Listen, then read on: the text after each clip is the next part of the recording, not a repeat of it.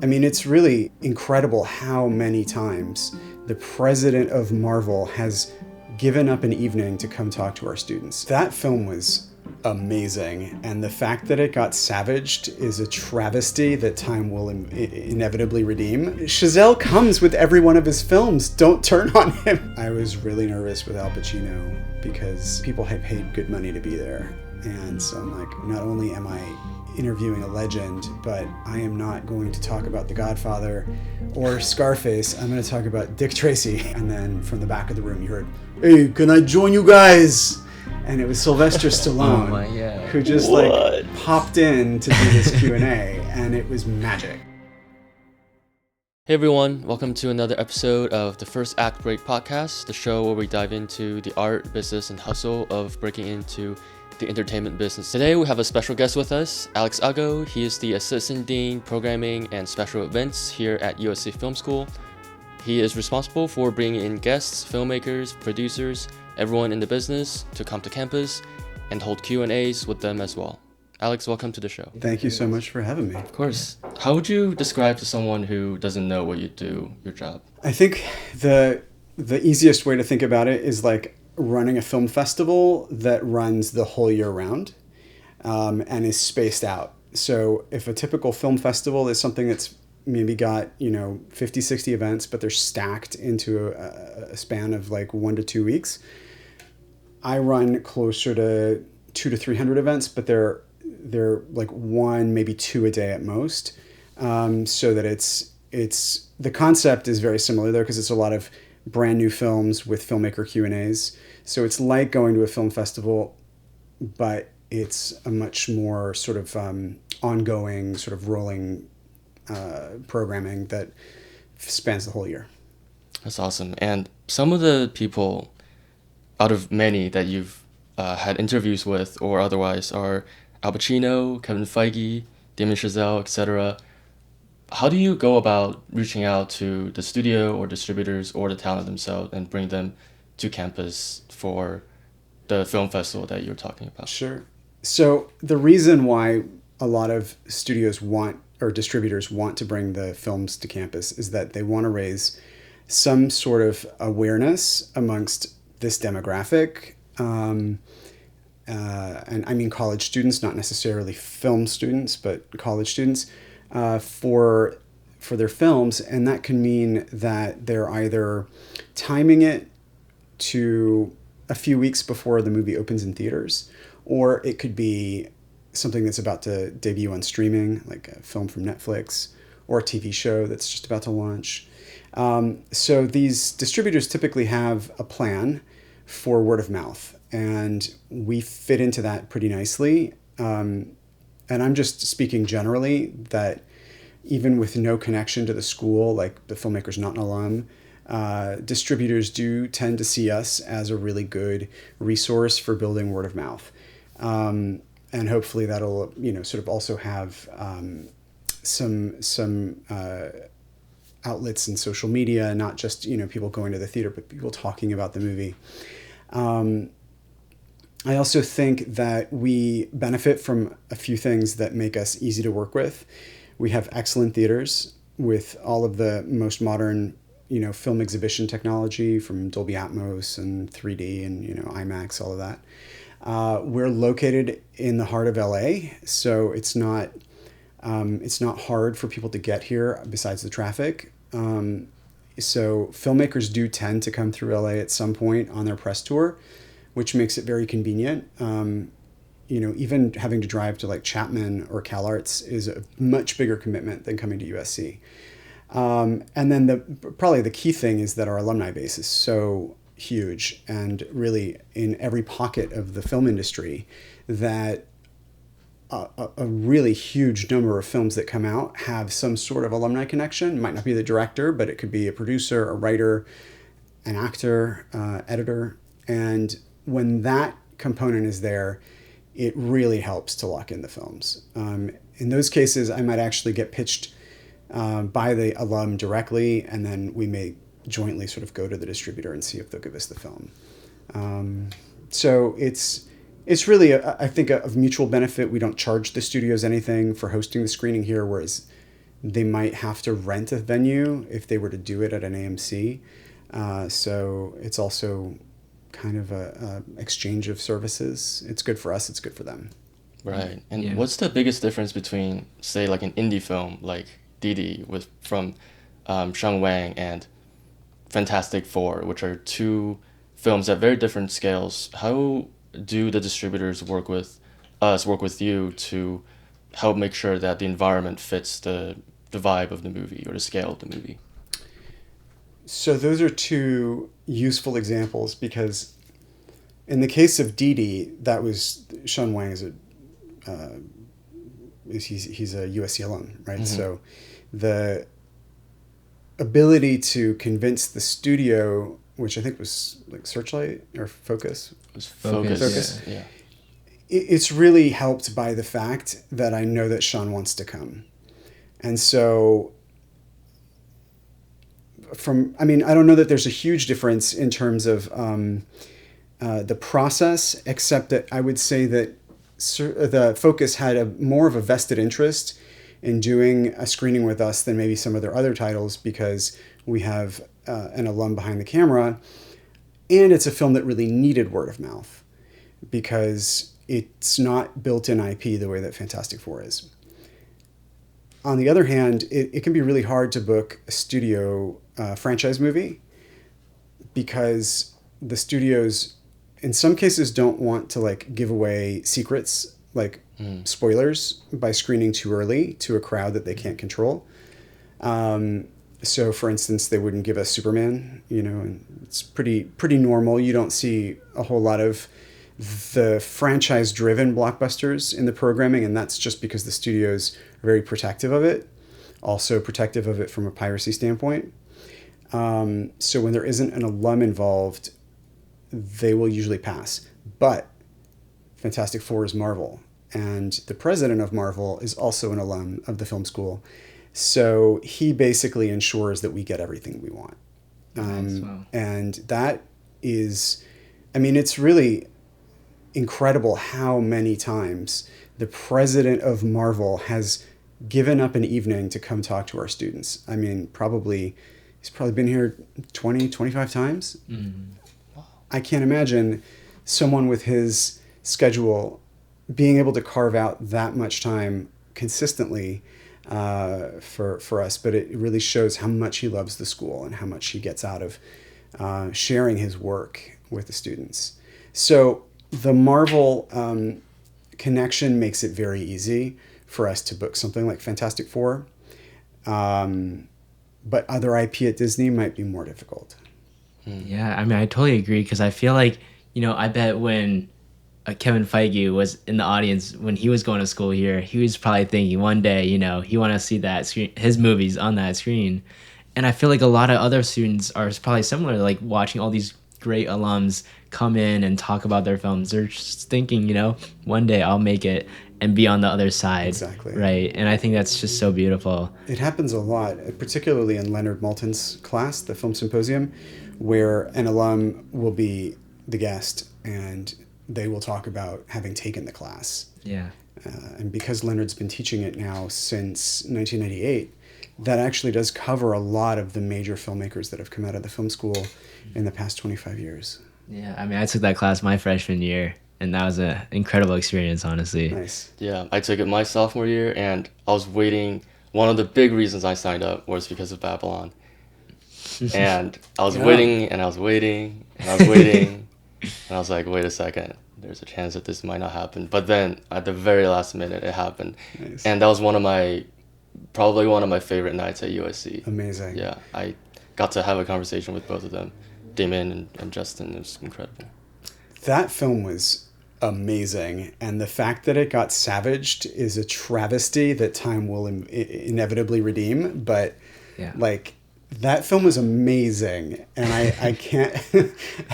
And Leonard hated it. So, I remember that. I read up the interview or the review that he had the next day, and I was like, wait a second. Dude, Chazelle comes with every one of his films. Don't turn on him. He might not come back. Yeah.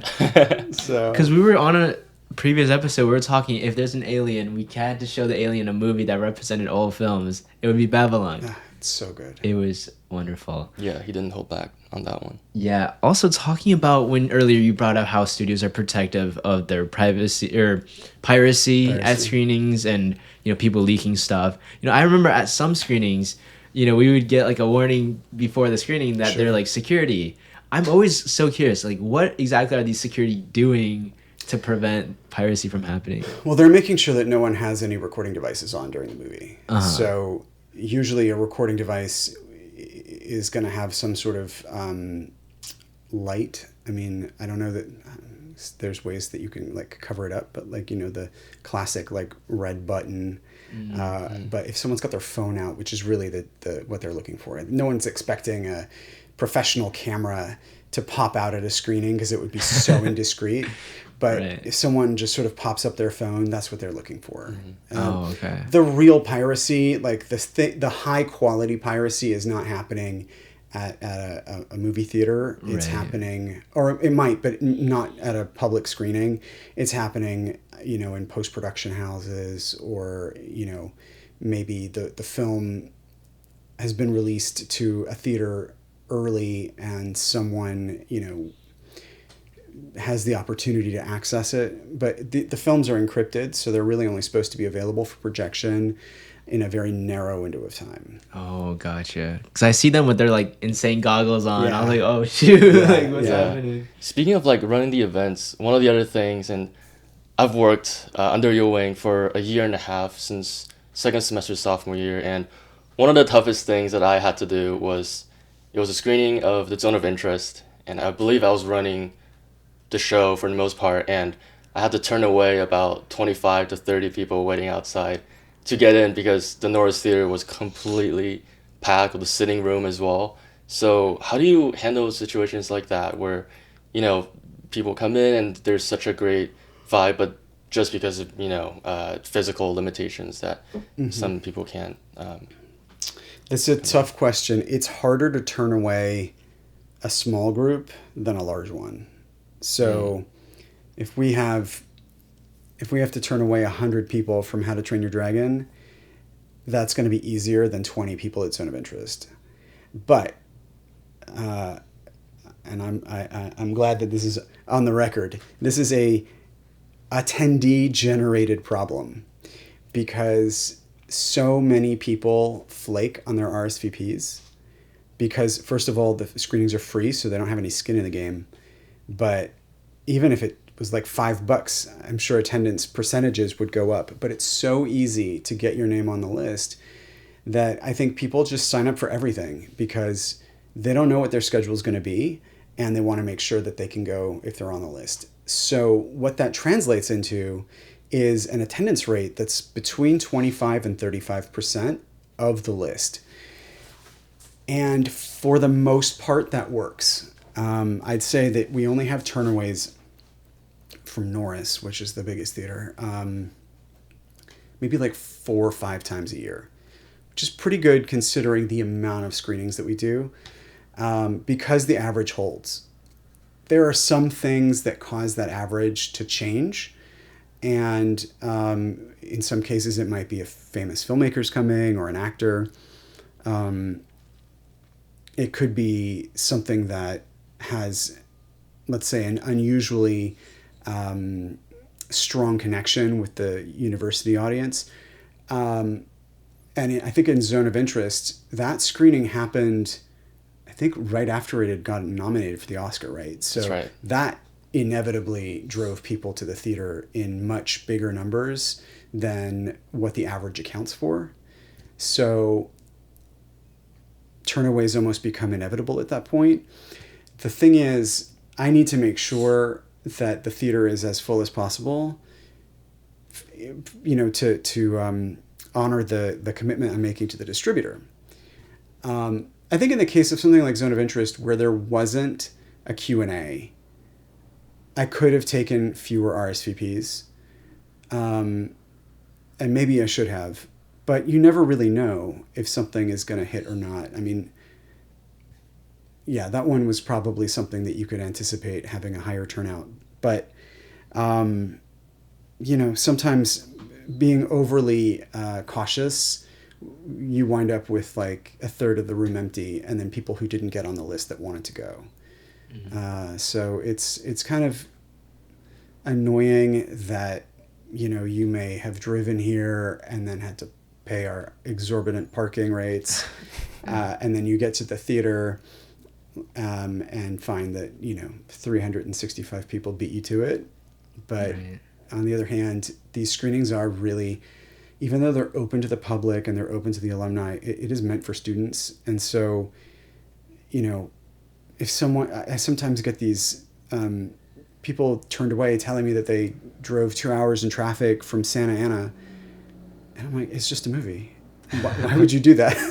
You know, if it doesn't have a filmmaker, just go watch it at the Block at Orange when it opens. You know, it's so I find that it's complicated when someone pleads that they spent all this time and then they spent the money in the parking and whatnot. But on the other hand, it's like, then you should have gotten here by 6:30. Right. It says it on the website that these things are overbooked. But I mean, I certainly don't relish turning anyone away. But on the other hand, I've rid myself of the guilt associated with it a long time ago. You know, awesome. A lot of times I get that notification from AAGO at USC, you know, and then my adrenaline starts going crazy when I have a title that I recognize. I'm like, oh my God. And I go on there. I got the autofill all like set up ready. So it's like 2 clicks and all the information's filled out. And I'm sure that's the same experience with every other student. Absolutely. And I'm just wondering, like, what does it look like on your side of things? Like, how does it work when you send out the, you know, the notification, and how does it work for like the programming with like RSVP and all that? I'm going to give you an SCA screenings hack. You can subscribe to the RSS feed. I don't exactly know what that means, but when I post something on the calendar, if you're on the feed, it'll alert you that something new has gone up on the calendar. So sometimes on our events calendar, which for design reasons is pretty hidden on the main website, sometimes things are sitting on the calendar, good screenings that you would want to go to for a couple of weeks before I ever get around to sending the email blast. Oh, okay. What sometimes happens is, especially if it's something open to the public, if people catch wind of it, that it's on the calendar, they'll start signing up. So when I go to send the email out, it's already half booked. So that just happened with Highest to Lowest, which I sent out the email. And it was like, you want to come? You're always welcome. Yeah. But I sent out the email and it was sold out like minutes later. And that's because of the 600 seats I had made available, 300 of them had already been booked by people who were sort of savvy to the fact that it was on the website. Wait, which website? cinema.usc.edu/events. Oh. What I do is I just go on it like on a somewhat regular basis to check, because you never know what comes up. But that's so interesting. When it does, I try to sign up. But I was watching a movie the other day when Highest to Lowest came out, and I saw the notification on my watch, and I was like, I don't feel like doing this in the theater right now. And when the movie ended, it was gone. But I was like, you know what? I think I'll try to see what I can do. But now I know. Yeah.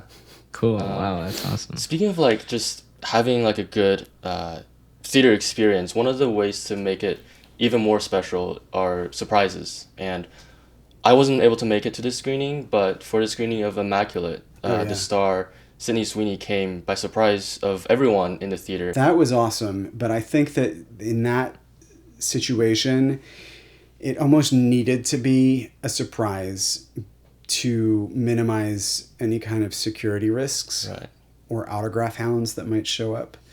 And they do. I mean, we did a screening of The Crow last year where Bill Skarsgård showed up, and I felt like the autograph hounds were going to tear him apart. It was so intense. And so anytime you announce something like that on a website, it inevitably draws this sort of like subculture of what I've heard this term now, graphers, that are out to like harass the stars into signing merch and all sorts of other stuff that they can resell. So autographs are always sort of something that happens at the screenings, but usually it's like, you know, someone has like one thing that maybe they want the guest to sign, and that's okay, that's fine. But when someone shows up with like a box of like Funko Pop, like Right. you know, Pennywise dolls that they want, you know, they want Skarsgård to sign, like those guys came there with a mission to get something that they would then be able to sell, and so we try and avoid that as much as possible. Now, that situation gets even more, I think, complicated when you have like a young actress, you know, who knows what people might be out there like looking for her public appearances and stuff like that. So it wasn't, I mean, it's a fun surprise for the students. I mean, that kind of will stay as a memory for everyone that was there. But ultimately, I think announcing it would have been also disastrous given the capacity of the theater we were in, which was intentionally very small, right? So the IMAX theater seats about 60, and we maybe packed in like 70 or 80 with people just sort of sitting on the stairs. The demand would have been nuts if people knew that she was coming. I had originally thought we were going to do this in Norris, and she would come there and we would fill the house, but Neon was very savvy in their marketing for that movie, and they wanted to keep it small. Speaking of like savvy marketing, like Neon and A24 are two of the best in the indie game, and one of the things they do at our screenings at least is have merch available for everyone. How does that work with the distributor? Is it Showery or the campus ambassador who's in charge of that, or are you also involved with?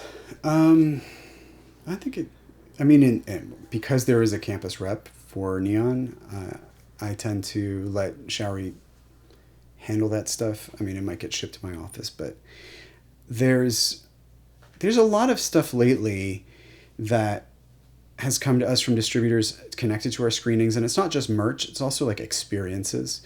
So we did a screening of Sinners, and Warner Brothers had this this van, this big sort of truck show up, and for the whole day people could go to this experience and get like bejeweled fangs installed. Wow. Oh, okay. You know, for free. When we did Mickey 17, Warner's also brought like a food truck to behind the theater that was like serving the food from the movie, Right. or food inspired by the movie, something like that. You know, we're doing a class in the fall examining the production of Wicked, and Universal just sent me a whole bunch of like posters and T-shirts. Give me whatever leftover merch you have from this movie. Mubi sends us tote bags. Tote bags, everything. right, the classics. I've seen so many Mubi tote bags on campus, so that's clearly working. Yeah, I mean, you know, it just depends. It also depends on what the film is. That's right. And the other thing you mentioned was intentionally keeping the theater slightly on the smaller side, so that I think under my assumption is that it will create a more intimate environment. Is that always a decision on the distributor's part? Is it just Neon? Is it also across studios? It's mostly Neon, but it depends. Because when I say that, I'm talking, they really like to do stuff in the IMAX theater where it's like really small. But typically, Norris is too big for a lot of the films that we bring to campus. We do a lot of films that aren't studio movies, it's like independent, international, documentary, and they wouldn't work for Norris anyway because I wouldn't fill it. So it's much nicer to have a full house in the 200-seat Ray Stark Theater than a half-empty house in Norris.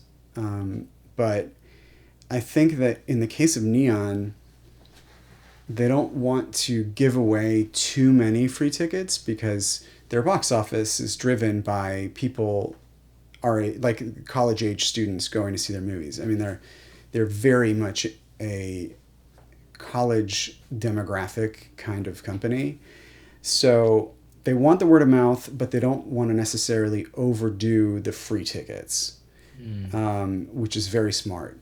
You know, even though it's frustrating for me because I know how many people aren't going to be able to get in. I respect the fact that they would go so far as to bring Sydney Sweeney to campus. Like they're putting in the work and giving us something really special. They just want to kind of limit how many people that goes to. But all of these distributors benefit from the fact that my mailing list that the e-blast goes out to is like 20,000 people. So if 200 people come to the screening and spread word of mouth, that's great. In some cases, they're more interested in just the fact that 20,000 people got an email dedicated to the release of their film.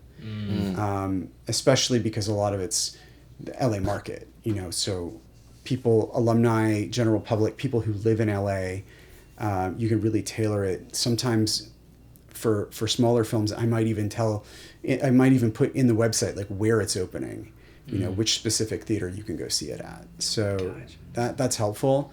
So it's just a balance. They like the large outreach, but sometimes don't want to undercut the box office too much by putting it in a huge theater. Right. And speaking of like clever marketing, you've brought up a few examples. In the last, however many years you've been able to run this film festival, like what do you think is the most clever one they've done so far at a USC event? The most clever marketing. I don't know, that Sinners one was good.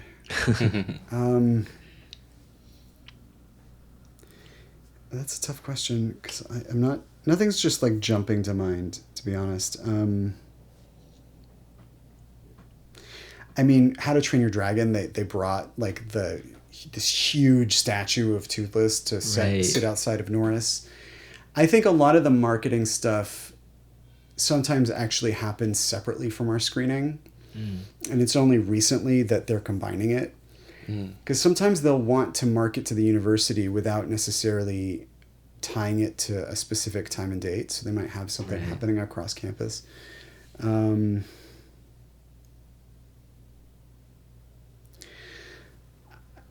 mean, actually, some of the more clever stuff comes from the small indie films, especially horror films. There have been horror films that have come in and everyone got like a pen that was shaped like a syringe with blood in it. That sort of stuff is really fun. The collectibles. Right. Yeah. Nice. Yeah, at the Monkey screening, I remember I got one of the, I think it was a keychain or something that had the toy. That was like literally, it was like the toy thing. Oh, wow. It was like out on the table and everyone could just grab one. And that's one of those neon sort of collectibles that kind of sort of drive the awareness. I was listening to a podcast actually with the head of marketing at Neon, and they're like, yeah, we really like cater the marketing to a specific film and their artists and try to see how do we work the marketing around it. So Longlegs too, that was one where it really worked with the like hidden messages and like websites that people had to decode. And cool. That's kind of like one of the reasons that it drove the box office. That's so interesting. I was really into that stuff like back in the day when I was in college. Actually, my big term paper for writing 340, I wrote about the marketing for the Blair Witch Project, because that's really sort of the most effective like guerrilla marketing I'd ever seen, and the cleverness of putting up like the missing person signs and stuff like that. Things that like nowadays are clearly, going to be fake, but it was actually like convincing people at the time, which is kind of wild. And it definitely worked. I mean, it made like film history with like the biggest ROI on a film ever, probably. Exactly. Marketing is key. You've interviewed so many people, like so many celebrities, right? Has there ever been any celebrities that you're like nervous to meet or interview, or are there any that you want to get an autograph from or a selfie from? For sure. Nervous to meet is usually tied to the stakes of what we're doing. So I was really nervous with Al Pacino because I had been this didn't happen at USC. It was I was invited to do it at another venue, and people had paid good money to be there. And so I'm like, not only am I interviewing a legend, but I am not going to talk about The Godfather or Scarface, I'm going to talk about Dick Tracy. Oh, and so, wow. I need to make sure that they're not thinking I've just totally like gone insane. But it was for this organization called like the Los Angeles Shakespeare Company or something. It was something Shakespeare related. And so I really tailored that Q&A to Shakespeare. So we talked a lot about Merchant of Venice and Richard III and Looking for Richard and some of the other films that he had directed. But I knew that he wasn't there to talk about like specific films. I was given a menu of clips to run and I'm like, oh, amazing, Dick Tracy. And people in his production were like, oh, no one's ever asked for those. I'm like, it's an amazing film. And he was nominated for an Oscar for it. So I think I was just nervous. He was really, really nice and he was very generous. So in terms of like answering my questions and being very good natured and, we had a great time. So I was nervous in the sense that I was brought in. It's not my home turf. This is a global icon. People have paid to be here and I'm taking a bit of an unconventional approach, which is probably why they asked me to do it in the first place. So that sort of thing is sort of like, well, the stakes were unique. I'm sure there are filmmakers that have come here where I'm sort of in awe of them and I'm nervous because their career is so massive that are they going to care what comes out of my mouth? And I'm thinking in particular of William Friedkin, who I read his biography before interviewing him and his memoir. And it turns out I asked him one question and he didn't stop talking for 2 hours. He got up started roaming the room. Like I was stuck on stage by myself in a chair. Wow. He's just like telling stories. And so I get self-conscious in those moments and then I'm sort of like, all right, then my heart starts beating a bit faster. Typically I'm not especially intimidated by actors. I don't think that actors always make for the most compelling Q&A because their work can sometimes be very kind of focused on themselves just to create their performances. So they don't really always have things to share about the rest of the production. But when an actor is also maybe a producer on the film, that becomes really interesting, like with Sydney Sweeney. She produced that film. She got it off the ground. We just had Dave Franco and Alison Brie to campus, and they produced that film.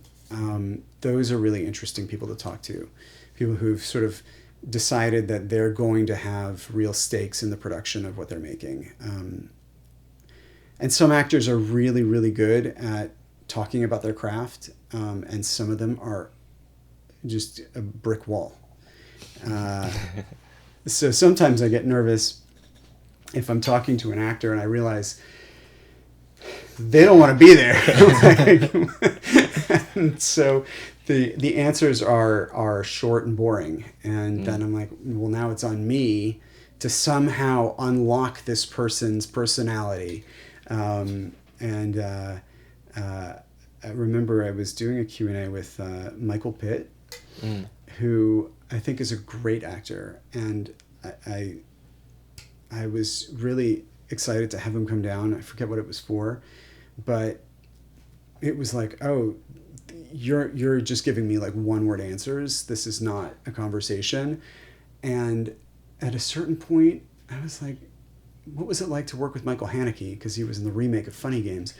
And I swear to God, an entirely other individual started speaking to me.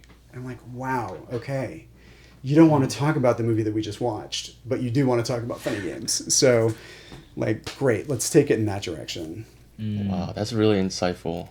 Yeah, just like the idea of not knowing really like who you're talking to if you haven't met them before, whether it's an actor or a filmmaker, and really just having to navigate that space. I will say I think we've experienced different levels of that on this show as well, and it's been really interesting to sort of just hone that skill. as a filmmaker and interviewer. So yeah, thank you for sharing that. Yeah. Absolutely. What do you think you learned from that encounter with Michael Pitt? Like, about asking questions and, keeping a conversation engaging and stuff. Well, I think the biggest lesson that I learned from Michael Pitt was that it's perfectly fine to open it to the audience early. Oh, okay. Which is, because sometimes, if you're in for like a serious conversation and the person that you're talking to has just been through a brutal press day where they're asking, like these junkets where they get asked the same questions again and again and again and again, they come up with very routine answers to just sort of move on. And that's not interesting to me. So I might as well give the audience an opportunity to surprise us with a question that they haven't been asked. And then I also know that I have the freedom to take back the Q&A if something interesting comes up that I want to expand on. So, even though my favorite are these discussions where we could be talking for like 45 minutes uninterrupted and it's amazing and it's gone into all of these interesting directions. If that's just not the experience that the guest is willing to give me, then the audience can take it away, and that they're usually more interested in what the students have to say at that point anyway. So. Gotcha. And speaking about the audience, like what is generally the demographic of the audience that show up to these? Because, you send it out to 20,000 people. Is it mostly like alums that show up, or is it mostly students, or what is it like? It depends, because the programming is meant to showcase the like full spectrum of global cinema. So, it can be films. I mean, I don't really show a whole lot that's like aimed for young kids. Okay. But besides that, everything else is fair game to me. So that generally means that some films are going to appeal to a much older audience, and some films are going to appeal exclusively to a college audience. Just based on the fact that it is really hard to drive here during rush hour from the west side. I don't think that we're getting a ton of alumni unless we're doing something really special, or they see that someone that they went to school with is the filmmaker. So like there are people that draw alumni in, but I would say that we're probably better luring in, someone from like Silver Lake or East LA or Inglewood, where it's not necessarily that brutal. I mean, it's probably pretty bad too, but like coming from Santa Monica to USC, it's like an hour and a half at that hour. And it's by that time, then you pay for parking and don't get into the movie. So, but we do have a lot of general public that come. So we used to have a very robust regulars crowd, and it may feel that way now, but it's nothing like what it used to be. There wasn't a single night where we didn't have maybe like 40 people that were reliably always coming to everything pre-pandemic, and then that sort of trailed off because of the pandemic, I think. Now it's maybe you see like the same 10 or 12 people, but it's not quite the same community that it used to be.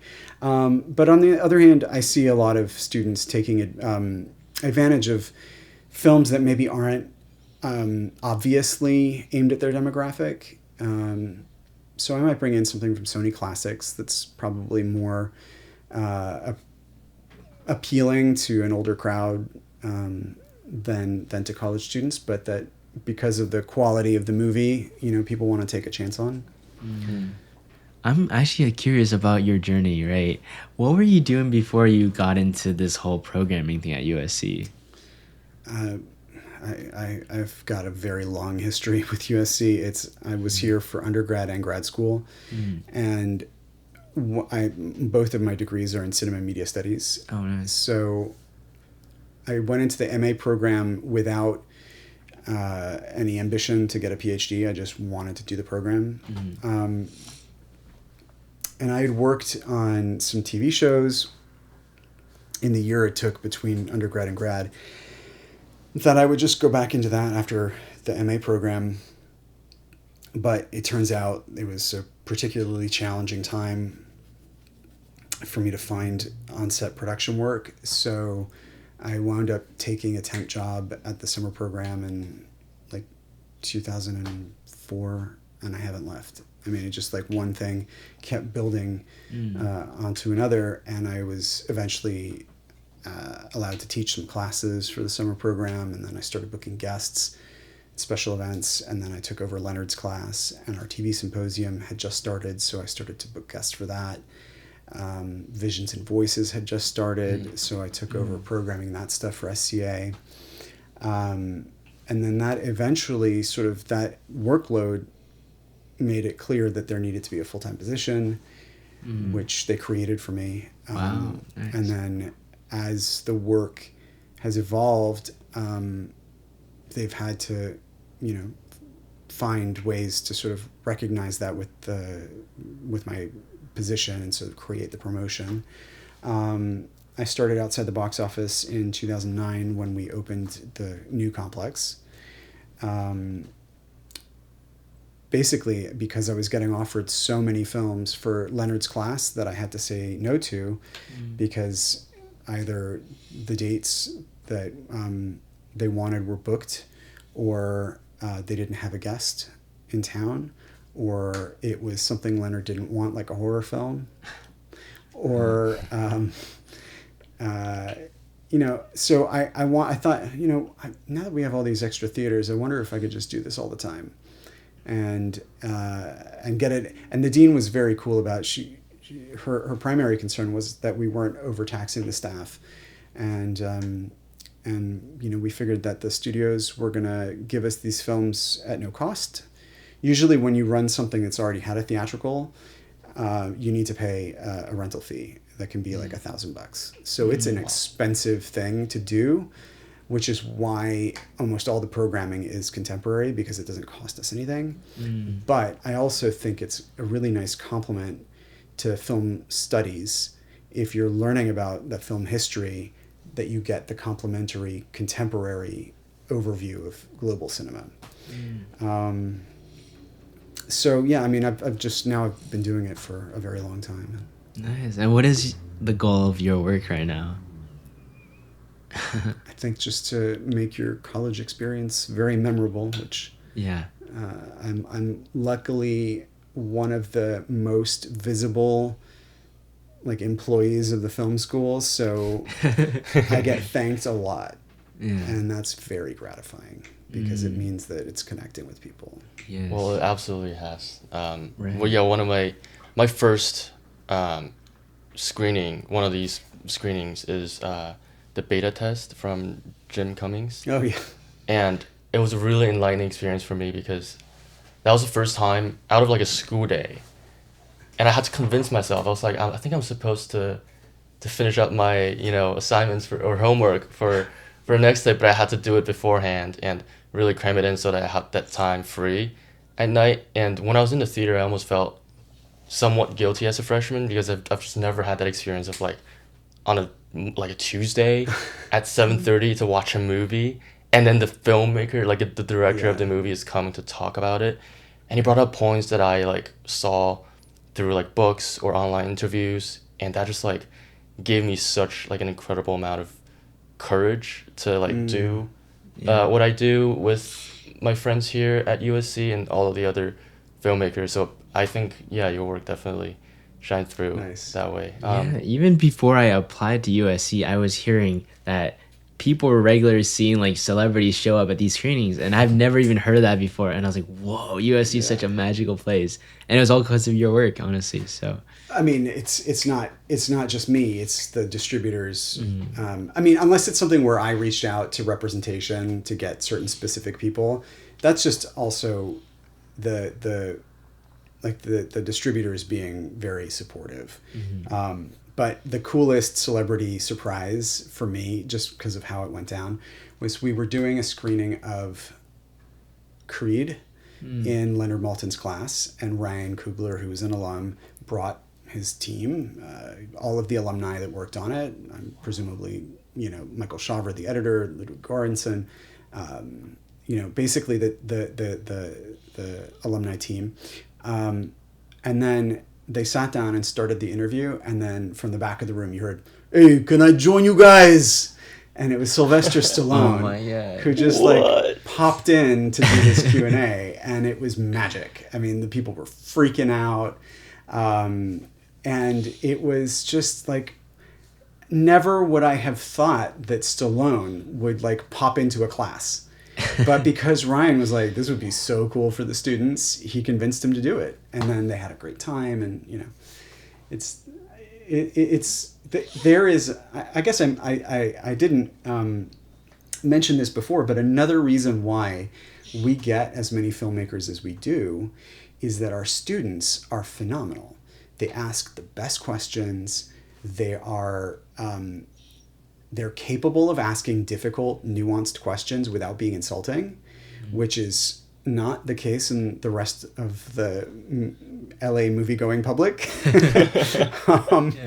And so distributors get very comfortable knowing that they're sending their filmmakers into a very comfortable space where the conversation will be engaging, focused, and not insulting. Right. And that's why I think that we get people like Sydney Sweeney, because Neon knows what they're in store for when they decide to do something with us. That's really awesome. And just, I guess, slightly shifting gears to, from the perspective of someone who's trying to bring their film to USC campus, a filmmaker, producer, actor, how should they go about, let's say, a directorial debut from an alum? It's their first feature. They've never done this before. They have experience with the class or with the screening events and everything. How should they go about making sure that an event like this could happen at USC? Alumni always have a certain sort of privileged access. So there's sort of different tiers to the things that I program, Leonard's class being the sort of crown jewel. And because that class has a lot of non-filmmaking students in it, like non-majors, I want to bring in a certain amount of like high level production so that they're excited to be there, you know?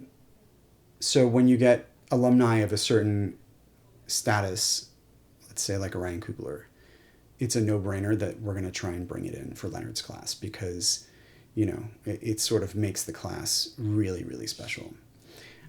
But after that, there's a lot of work that's coming from alumni that might be struggling to find distribution or get into theaters. And I find that helping them by screening their work, it's sort of, everybody wins because the students get to hear conversations with filmmakers who are really kind of in their shoes, but 5 or 10 years out. And it's a lot easier to relate to the experience of someone trying to finance this small budget film with any number of, you know, sort of strategies that we talk about versus hearing the president of Marvel talk about a film that cost $250 million. One of those two things is fun and cool, but not necessarily relatable. And the other one is really like, you should be taking notes. And I find that that conversation is so much more valuable than the film itself. If a film doesn't have distribution, there could be a number of reasons for that, but typically it means that it doesn't necessarily have much commercial appeal, whether it's good or not. So that could mean that you screen it and then no one comes.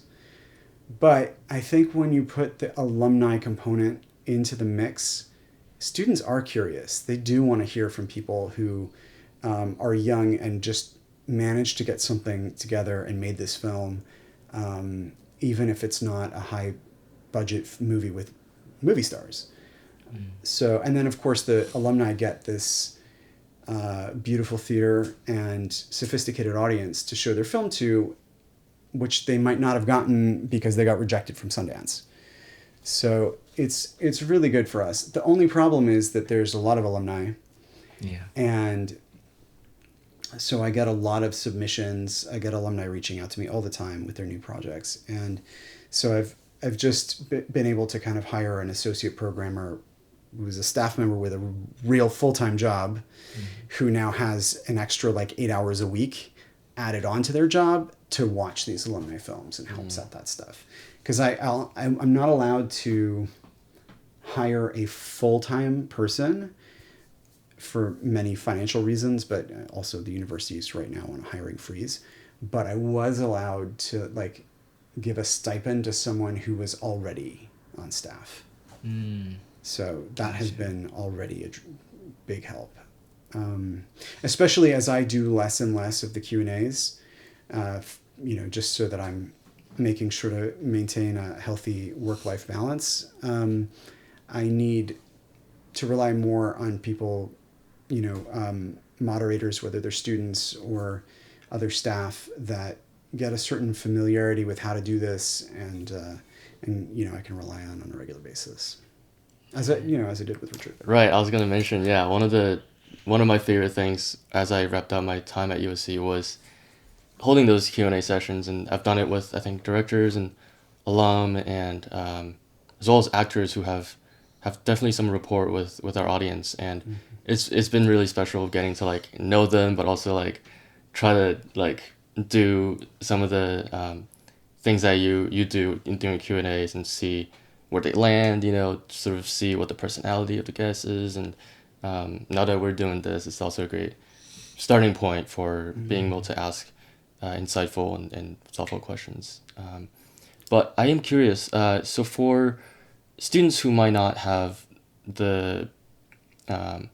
students who are not at USC or at an institution like USC who want the kind of access or the extent that USC offers them, the kind of live Q&A or availability of filmmakers. Let's say they're in a town far, far away from LA, but they're really into film. What are some ways they can find a community that's similar to the one that you have built and USC have built here? Well, I mean, unfortunately, the parameters that make us such an attractive place for these filmmakers to come to aren't particularly replicable in other places, where they won't have the alumni base. The filmmakers aren't traveling through their town on a press tour. And that part, usually in the major markets, you might get lucky, and New York, clearly, but also like Boston, DC, Seattle, Chicago. But the truth is, I would say,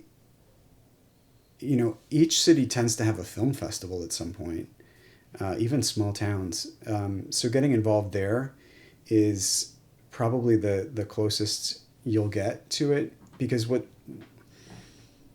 I find is valuable about film festivals isn't so much meeting the filmmaker, it's seeing the movie with other people.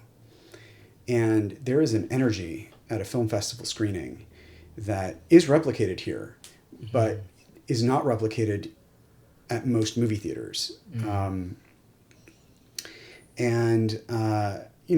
I go to see movies at the AMC Century City, which is always packed.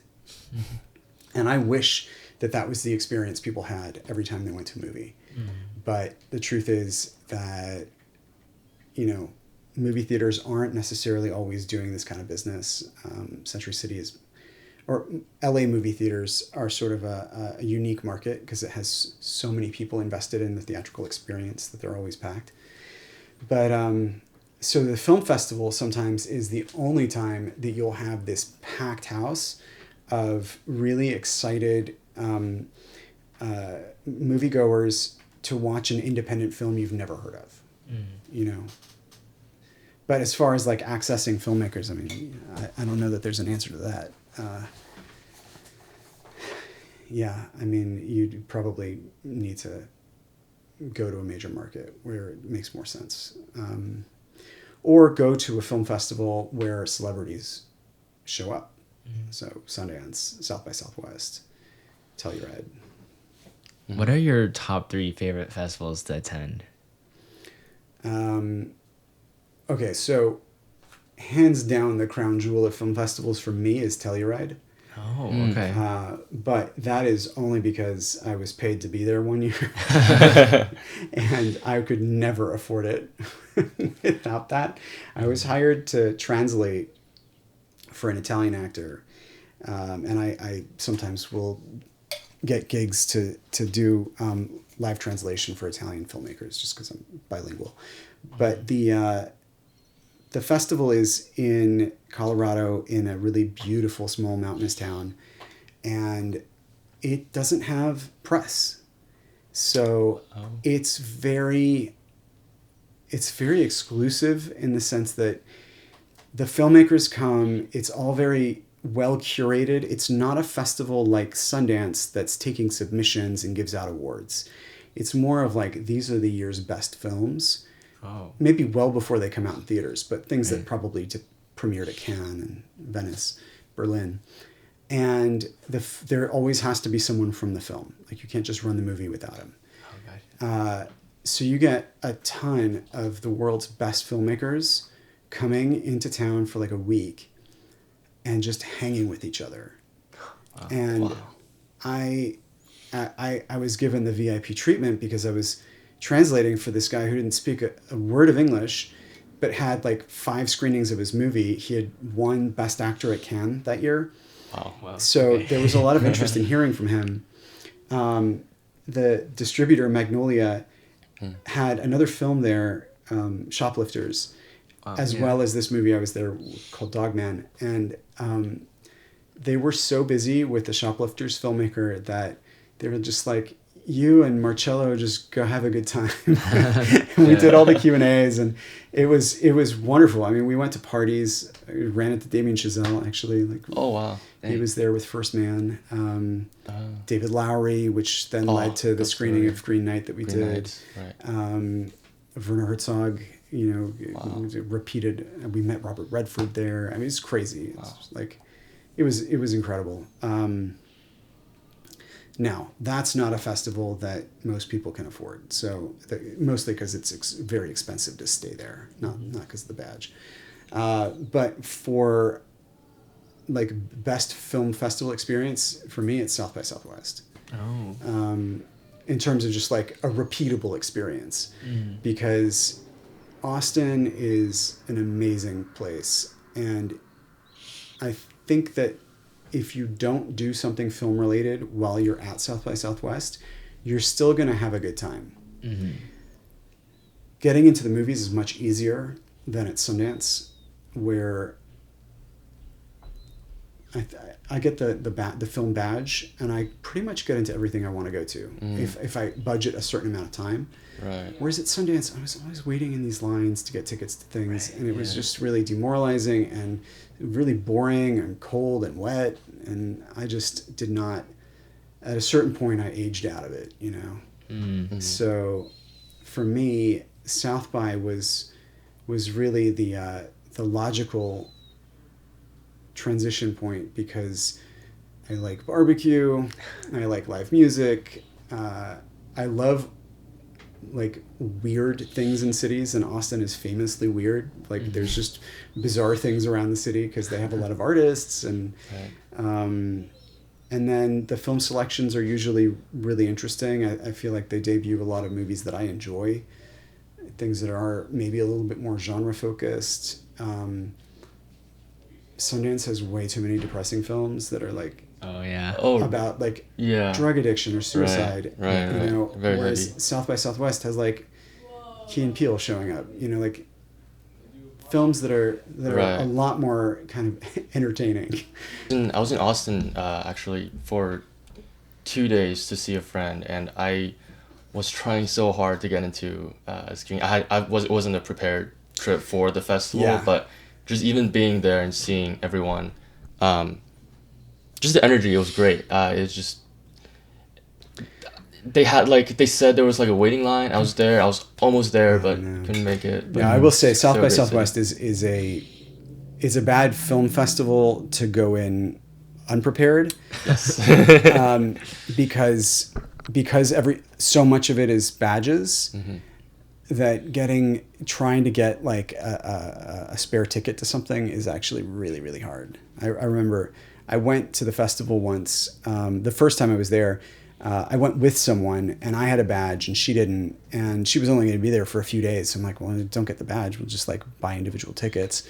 We didn't see a single film because of this problem. So I'm lucky enough that I know a lot of distributors, and distributors can get me tickets to things that premiere at South by. So if I'm only hopping in there for like 2 days, I feel bad about buying the badge, but maybe there's 2 or 3 movies that I want to see while I'm there. And now that USC has a party, I'm pretty much trying to go every year. Yeah.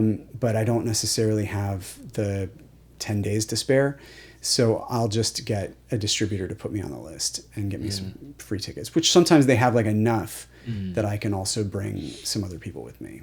Right. And speaking of like festivals and distribution, festivals, especially ones like South by and Sundance, they're great places for indie films which don't have distribution yet to secure some kind of deal. In your perspective, what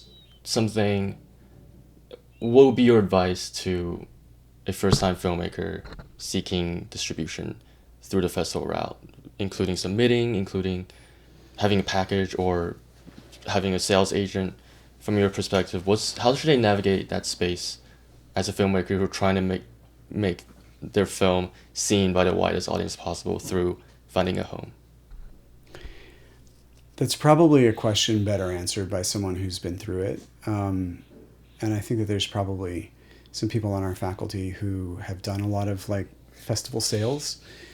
My impression is that, yeah, you want a sales agent for sure. And there are some companies like Cinetic that are incredible at this in the independent film sphere. But yeah, it's tough because you want the industry to come. So Sundance is known for acquisitions. It's like it's a market, So there's a lot of films that are sold there, and in some cases in very flashy deals. That market kind of cooled off for a while as independent films weren't necessarily as profitable in theaters. But every once in a while, you still get crazy deals. Like Together was a huge sale out of Sundance. But if you have like recognizable movie stars in your film, you're probably already much sort of you're ahead of the game. But the small film that doesn't really have a recognizable cast, I would really focus on the major markets, but it's kind of a hierarchy. So you submit to Sundance. If you don't get in, you submit to South by. If you don't get in, you submit to Tribeca. If you don't get in, you submit to Toronto. But at a certain point, there's also a sort of diminishing returns there. Like if you keep getting turned down by the major festivals, then you should probably try and be a bigger fish in a smaller pond and go to some of these festivals that have a little bit more a higher need for films. So if your film's good, take it to like the Heartland Film Festival, or the other festivals that happen in these same places. Like Sundance was sort of joined by Slamdance, which was for many years a parallel film festival, which I saw amazing films at Slamdance. I went to the premiere of Following, which was the very first feature film by Christopher Nolan. Wow. I went to the premiere of Pi. No, that was at Sundance. I saw Cannibal the Musical with Trey Parker and Matt Stone. That was life-changing. I know there was another major filmmaker that I saw at Slamdance. It's not going to come to me right now, but Following is definitely a good example. And then, there's also like an Austin Film Festival.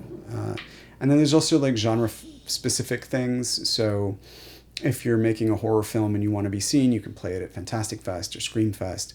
I don't know exactly how much that moves the needle in terms of an acquisition. So it's better that I don't offer advice on that.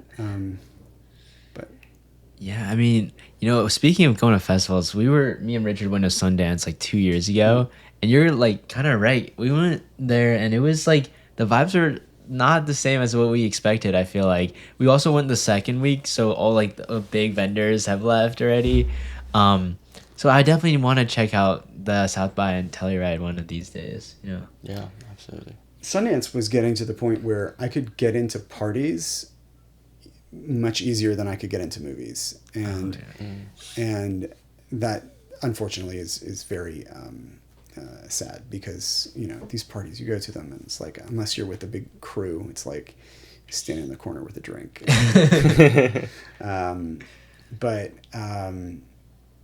Yeah, I love the community at South by. I feel like more and more USC students are going, or alumni filmmakers. Like it was noticeable that we had a lot of films that we had some sort of connection to, and it was time to start really supporting that. Nice. Wow. And I do wonder, like, speaking of the future of film and stuff, like, where do you see the theatrical place, hold in our culture, right? Like, as the pandemic has impacted a lot of things, like, where do you see movies going in the future? I think that the big sort of data point is looking at the way that IMAX overperforms theatrically, and it is, I don't know the exact numbers here, but it's something like, it's a crazy split where it's like 5% of the available theaters generating 25% of the box office receipts, which is insane. Yeah. Look that up. I remember reading it. It's not like exact, but it's somewhere in there. Mm-hmm. And that, to me, says that there is a big desire for this sort of grand spectacle. Right. But it also, the success of Oppenheimer tells you that what goes on the IMAX screen doesn't need to be a Marvel film. Yeah. Like you can have ambitious, big budget productions of serious films like The Odyssey. Again, it's Christopher Nolan, of course, being the sort of the most IMAX-y filmmaker. Right. And that is an experience that audiences are very excited for. So exhibition needs to feel special, I think is basically what it boils down to. So the quality of the films that are coming out, I think generally across the board have kind of decreased a lot in the past 10 years, maybe the past 20. But there are still plenty of great theatrical experiences that I've had even this summer. I mean, seeing F1 in IMAX is amazing. Yeah. So I think that is going to continue to drive business. But I think that there are probably too many screens where there's just like too many theaters. They're just not profitable enough. They make most of their revenue from popcorn sales. So if you're not packing a theater, you're not selling the popcorn, and you're not going to make it. So, then on the other hand, a lot of repertory theaters in LA have been doing very well. New Bev, but also places like Brain Dead and Vidiot's and the American Cinematheque and the Academy Museum, places that run older films. I think that there's a hunger to see that stuff in a theater, particularly because, the past 15 years, everything is just available all the time, anywhere on your computer. So nothing feels special anymore. But now that you have this opportunity, I think, to go see a classic that is going to be good in a theater in LA, people are taking advantage of that in a big way. So I think that there's going to be a generation, your generation, that is discovering a lot of cinema from like the 70s and the 80s on the big screen, and deciding that that is better than watching it on your laptop or your phone. But I don't know what happens to the rest, to the non-IMAX or the non sort of like repertory classics, because it is very expensive to market a theatrical release. And if you don't have studio money or a really sophisticated marketing team like Neon and A24, I just don't know how you get people into the theater. It's depressing. But if you go to an art house, even here in town, you might go opening night for something and be with like 5 other people. So that's also why I love doing films here, because there's sort of usually at least 25 to 40 people there. So it's already like the attendance is better than it might be if you went to go see it at the theater. So. Right. Yeah. Speaking of IMAX, what has been your favorite IMAX experience this summer? This summer, F1 without a doubt. Really? Yeah. Because it felt, well, first of all, I think that Kosinski is like the reincarnation of Tony Scott. I think that he is making I agree. incredibly entertaining, like cinematic experiences.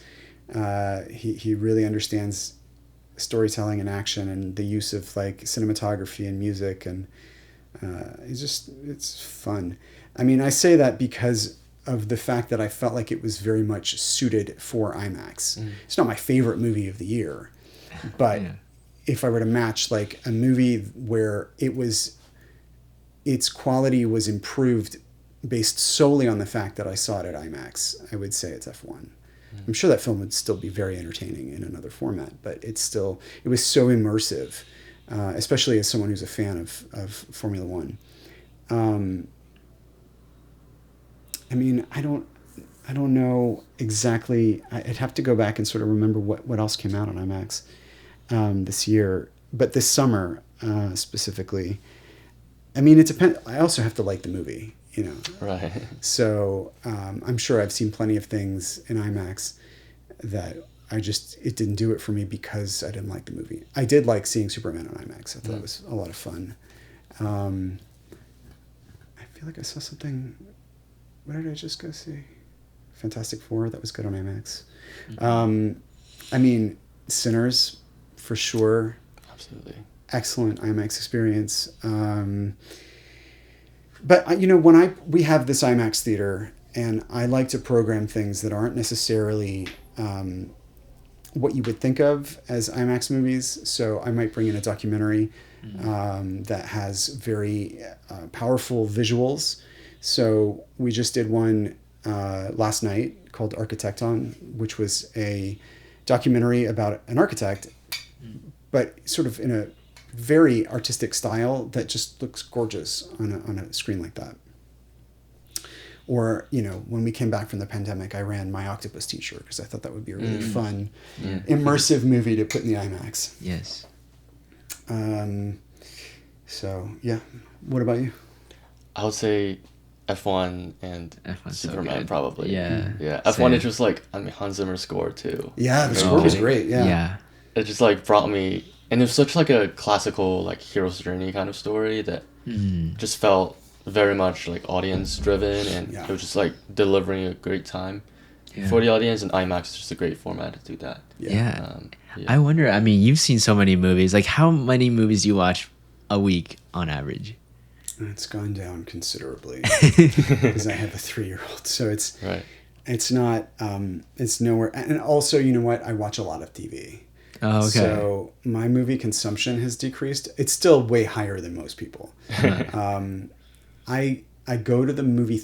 I go to AMC at least once a week. So guaranteed at least 1 or 2 movies in a theater every week. And then for the films that I bring here, sometimes I'll watch them in advance. Sometimes I'll watch them on site if I'm moderating the Q&A. But I'm missing a lot of stuff here because I need to leave at night, and sometimes a studio film I can't watch on the link. They just won't give it to you. You have to go to the studio to watch it in advance if you need to. Oh, I see. So I probably, I'm at like 5 movies a week. Wow. That's probably it's almost one every day. It used to be like 3 times that number. 15? Yeah. I mean, there were days back when before I was married, before I had a kid, I might wake up in the morning and watch a movie, come into work and watch a screener, and then go run a movie in a theater that night. So that's kind of the Bong Joon-ho method. Have you heard about how he wakes up? Apparently, he wakes up at 5 a.m. sharp pretty much every day, puts on a movie, and that's how he starts his day. Yeah. Before anything else. Amazing. Yeah. So I think the volume would be much higher if it wasn't for the fact that we watch a lot of TV, because there's so much interesting stuff going on in television. That's true. Right. So, it's competing for the time that would have been dedicated to a movie. Yeah. So, and I know I have a fairly good idea if I'm going to, if I like a show, I'm going to keep watching it. So it's like, as opposed to taking a chance.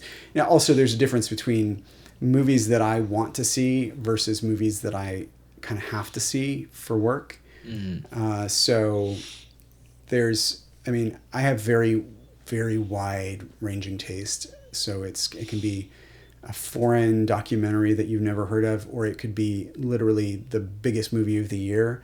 I get excited for both. So, I mean, even now I'm like, I probably don't go to the kids' movies, but there's still a part of me that's like, go see that like live action Lilo and Stitch. Yeah. Just to be part of the conversation, to know, these films that are leading the box office. Granted, I haven't seen Minecraft, but now that it's on Peacock, I'm like, all right, I want to see this like chicken thing.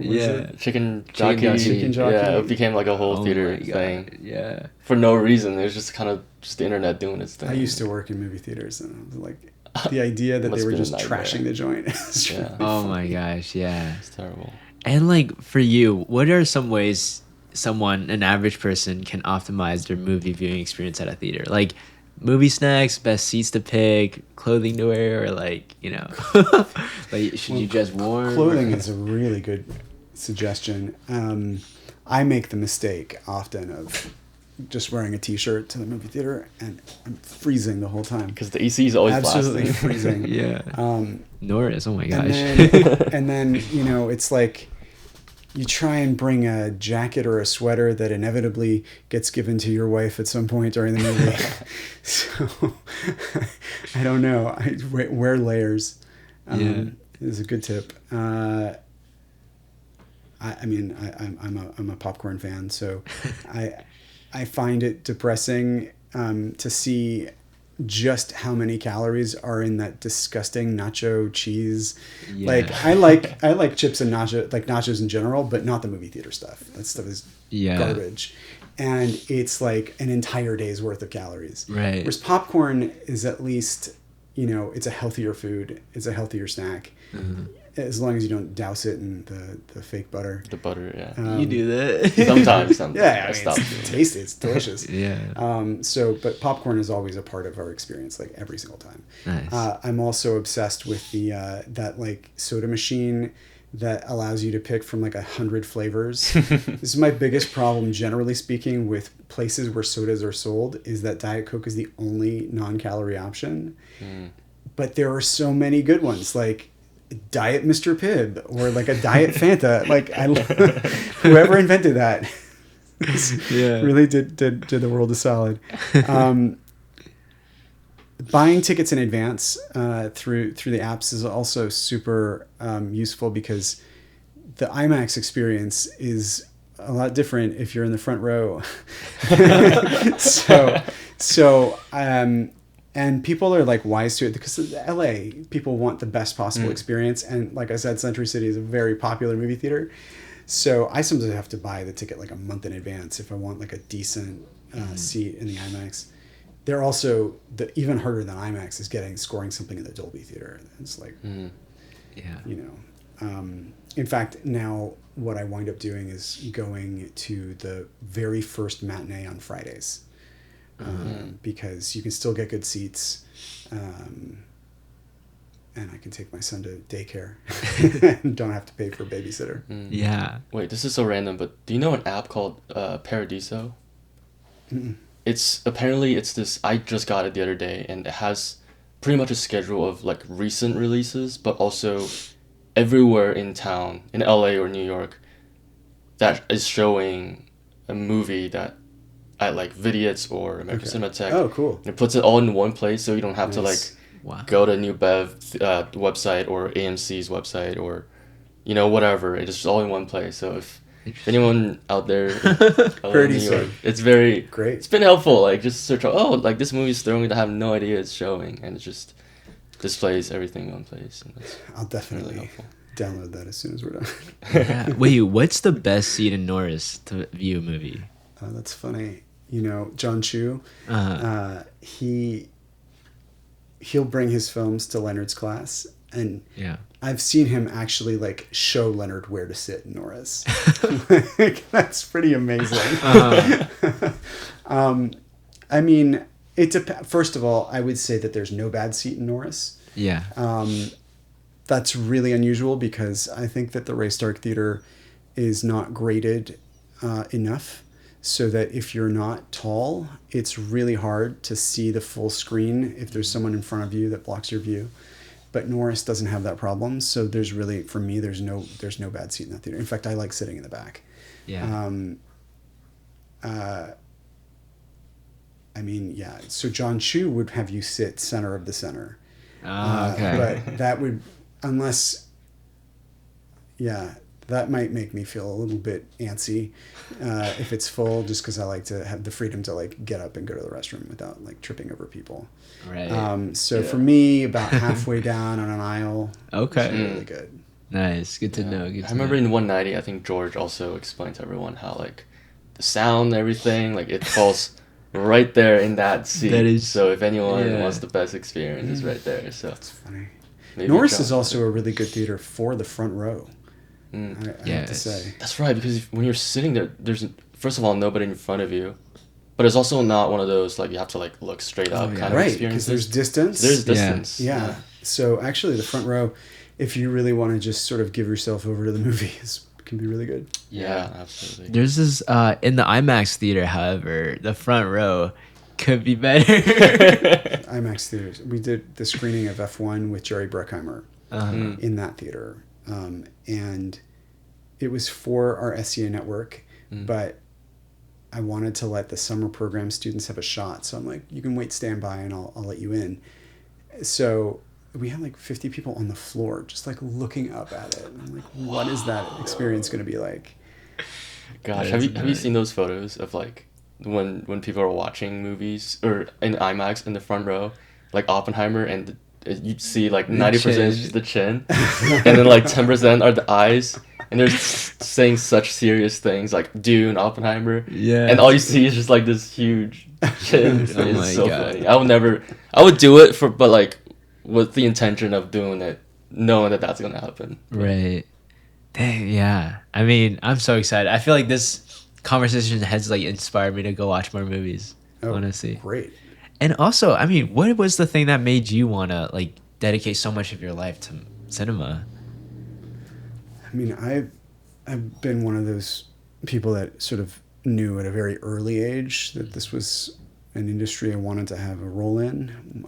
Maybe not necessarily this role, but I've always been into movies. I think I spent a lot of my youth going back and forth between my parents who aren't together, and my dad lives in Italy. And I think that going to Italy over the summers, like watching American films, was kind of a way to stay connected to the U.S. And then as I got older, watching Italian films became a way to stay connected to Italy. And so I've always kind of had this dual appreciation of summer blockbusters and international films.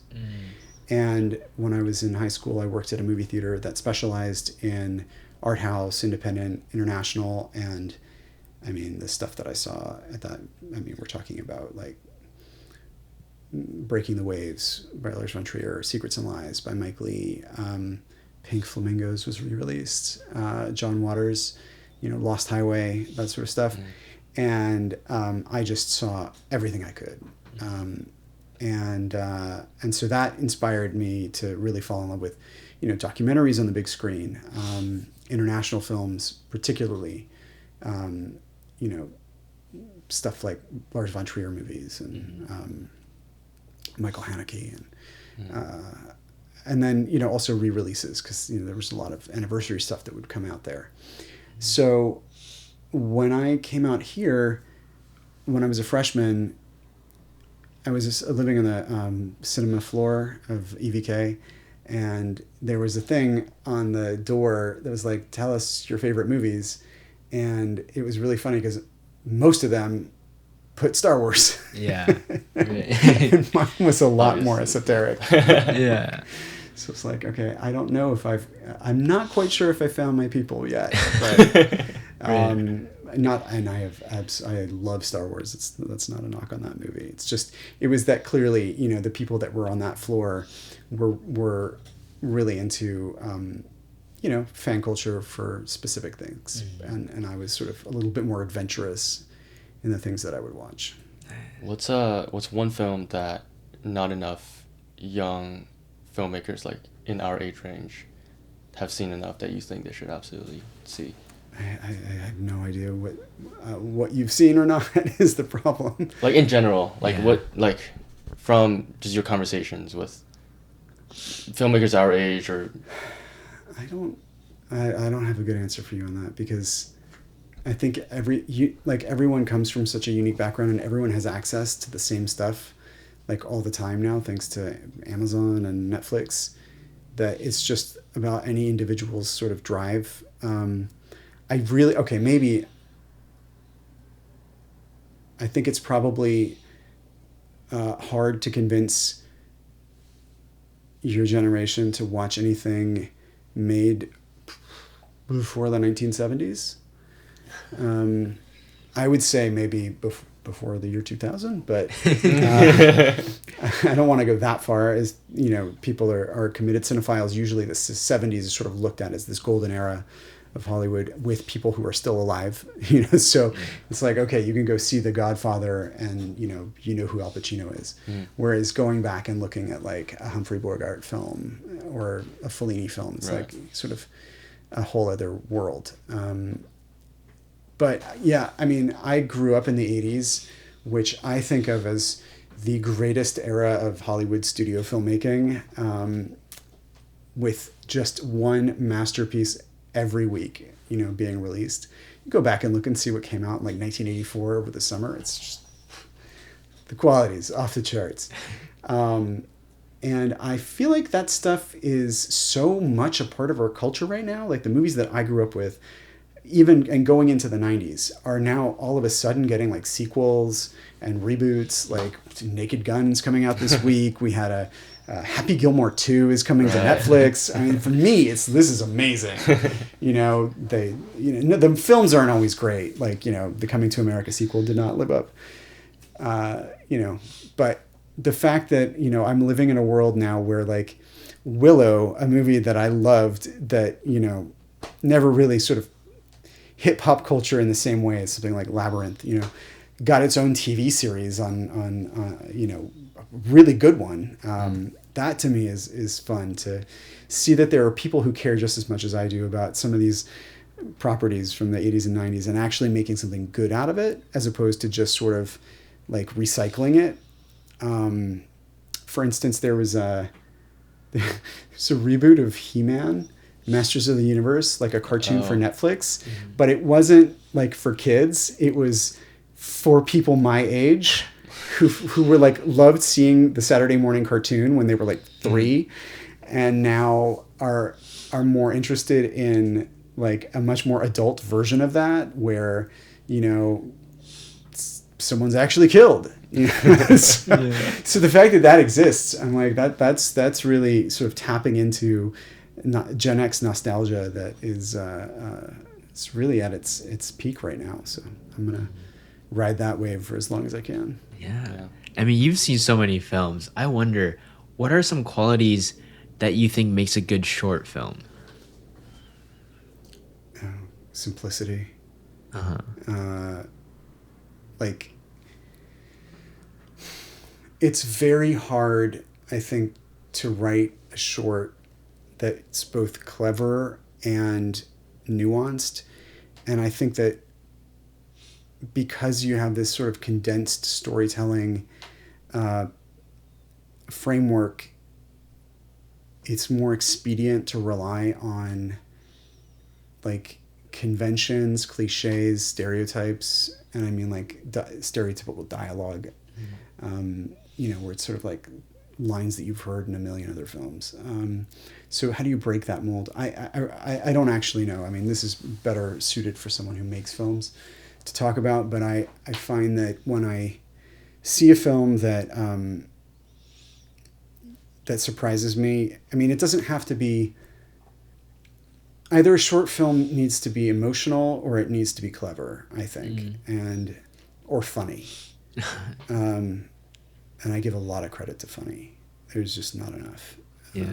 Funny is hard to do. Funny is hard to do. But I really respect students that try and make something funny, because it doesn't always work, but I really respect it. I really respect the effort. Yeah. So yeah, I don't know. I mean, I would first of all say, I would recommend that anyone that is seriously trying to answer that question for themselves go out and watch every Oscar-winning short film and see if there's something that they recognize about them. There was a short that won the Oscars several years ago called Skin, I think. Oh, yeah. And that one. And that one blew my mind, because it was so powerful in such a short amount of time. But who's got these brilliant ideas? I don't know. It's like how people come up with this stuff. But and then they made that into a feature that nobody saw. I remember that. Yeah. So sometimes the short form is the better version. Right. But I just also, it's like, if you don't have the resources to make something at a grand scale, then maybe dial it back in the script instead of trying to like pull a fast one in the production. Yeah. And that's actually also a suggestion for making your first feature. Like, have a script that you can afford to finance. I mean, not necessarily with your own money, but like that you can get access to financing to make something. Like, Jim Cummings, I think, talked about that with his first film. Right. And On the road. Yeah, there's a lot of good examples of that. The Duplass brothers. I mean, the problem is that these guys are also very good writers, and so they can do something that's not flashy but still very character driven and interesting. And unfortunately, trying to emulate that sometimes leads you to some really bad work. But yeah, I would say, if you're a writer that also wants to direct, to have something producible at a small scale in addition to whatever you're trying to sell to, Sweet. Well, something we do on this podcast is that the previous guest leave the current guest a question, and the previous guest asked, "Who is your hero?" Who was the previous guest? It's anonymous. Oh, remain. He's a USC student. Okay. Yeah. Who's my hero?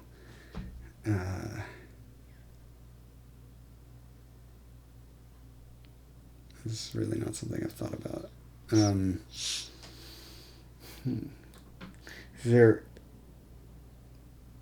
That's it. There was no other like defining context to the question. No. No, that's it.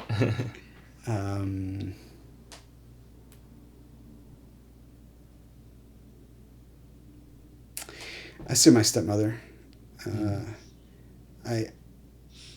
trying to think of, like, I don't know. It's like politicians are all these very complicated figures to sort of look up to. I grew up in a very unusual situation, in that my mother and my father got together in a period where my dad was separated from his wife.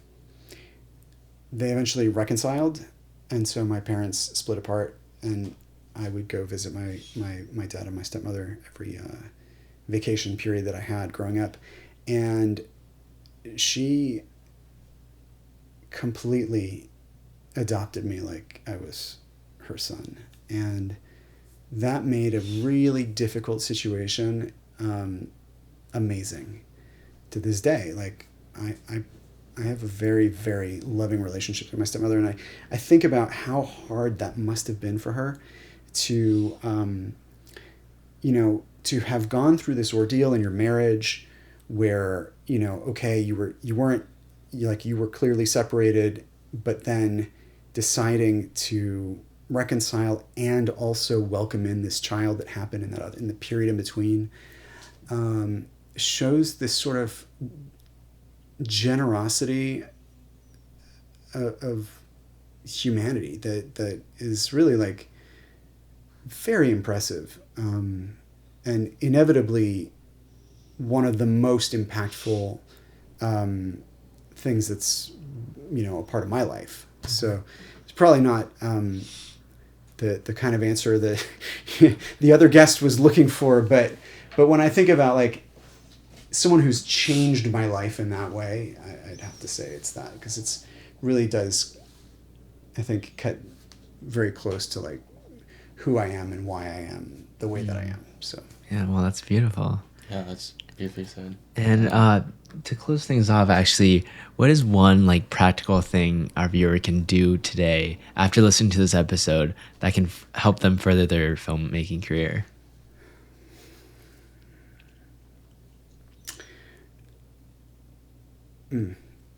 Well, I mean, it depends also in terms of like what that career is. But I mean, first of all, I think that there can never be any shortage of going to see a movie in a theater. But taking advantage of Los Angeles is really it. We have all of these institutions that do incredible presentations of films, and you never know what's going to resonate with you. So give yourself the opportunity, try to find all sorts of things that are outside of your normal sort of comfort zone. And you'll meet people there that are interesting, that might influence you, or you might develop friendships. Sharing movies with friends is always, I think, a really big part of the experience, the social aspect. And you never know where that's going to take you. I mean, it's too good of a city for being able to catch amazing films on the big screen to just sort of waste your time watching stuff on your phone. Yeah. Especially if you want, I mean, because you also should think of like, how do you want your film to be seen at some point down the line? Yeah. And maybe if the Netflix format continues to sustain production, I'm not saying it's a bad thing, because they do employ a lot of filmmakers, but that doesn't mean that that should be how we experience every movie. Well, I totally agree with you. Yeah, on that me point. too. Yeah. So, well, thank you so much for coming on our show. You bet. My Thank you pleasure. so much.